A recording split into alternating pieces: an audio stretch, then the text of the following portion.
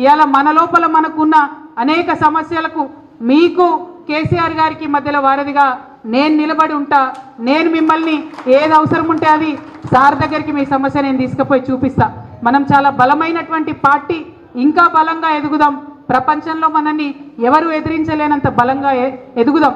కానీ at the same time ప్రజల్ని రక్షించుకోవాల్సినటువంటి అవసరం మనకున్నది. తెలంగాణ యొక్క అభివృద్ధిని కాపాడుకోవాల్సినటువంటి అవసరం మనకున్నది.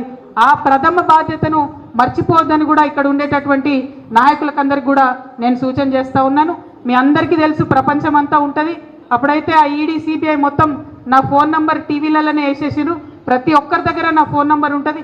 ఫోన్ నంబర్ లేని వాళ్ళు ఇన్స్టాగ్రామ్, ఫేస్బుక్, ట్విట్టర్ ఎట్లా అన్నా నన్ను రీచ్ కావచ్చు. మీకు ఏ సమస్య ఉన్నా తీర్చేటటువంటి బాధ్యత నేను తీసుకుంటా. కేసీఆర్ గారి దగ్గరికి మీ సమస్యను నేను వివరించి తీసుకొని వెళ్తా. మీరు నాకు ఒక వాగ్దానం చేయాలి. భద్రాచలంలో ఉప ఎన్నిక వస్తే ఎట్టి పరిస్థితులలో మళ్ళా ఇదే గులాబీ జెండా ఎగిరేయాలని చెప్పి మాట మీ అందరి దగ్గర నేను తీసుకుంటా ఉన్నాను.